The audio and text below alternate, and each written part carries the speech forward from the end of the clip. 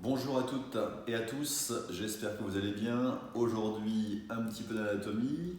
On va commencer par la colonne vertébrale. Elle est composée de 33 vertèbres, dont 24 vertèbres mobiles, 7 vertèbres cervicales, 12 vertèbres thoraciques où viennent s'accrocher 12 paires de côtes et 5 vertèbres lombaires. Ça, c'est pour la partie mobile. Ensuite, il y a des vertèbres soudées, donc 5 vertèbres sacrées qui constituent le sacrum, ici, et 3 à 5 coccygiennes, ça dépend de chacun. Il y a des gens qui ont 3, il y en a qui en ont 5 ou 4, voilà, qui constituent le coccyx. Une vertèbre est composée d'un corps vertébral, la partie volumineuse qui se trouve devant, et d'un arc postérieur derrière. Entre chaque corps vertébraux, vous avez des petits coussinets, on appelle ça des disques intervertébraux. Le rôle de ces disques, c'est d'amortir les pressions, d'amortir les chocs. Ils sont composés en majorité d'eau. La colonne vertébrale n'est pas droite, sinon elle casserait. Elle est composée de 4 courbures. Donc il y a 2 creux, on appelle ça des lordoses.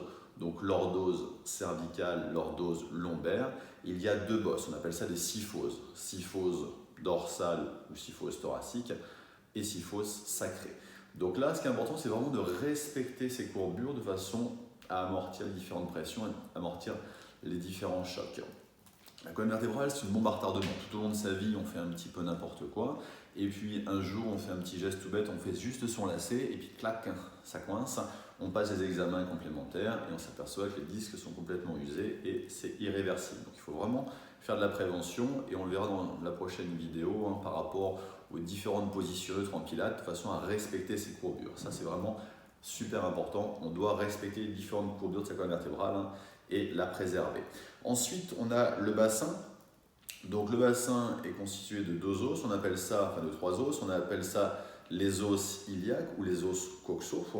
Donc ils sont symétriques de chaque côté et viennent s'articuler derrière avec le sacrum.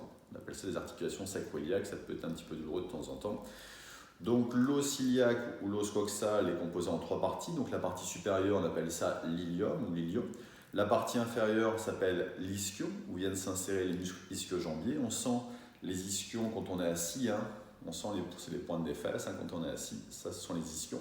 Et puis devant, vous avez le pubis en fait, et les 2 pubis vont venir s'articuler devant, on appelle ça la symphyse pubienne.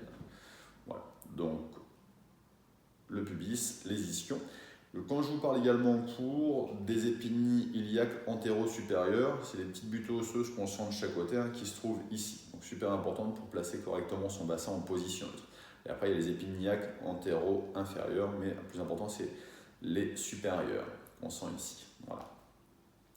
Donc ensuite, vous avez ici le sternum, où viennent s'attacher les côtes. Vous avez les clavicules, d'accord, devant, et les omoplates, les 2 omoplates, on appelle également scapula. Voilà. Donc ça, c'est ce qu'il y a de plus important. Après, on ne va pas rentrer dans les détails, voilà. Mais ça, c'est ce qu'il y a de plus important à connaître pour après pouvoir pratiquer correctement les cours de pilates.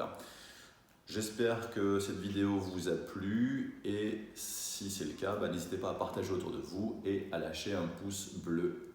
À bientôt dans la prochaine vidéo.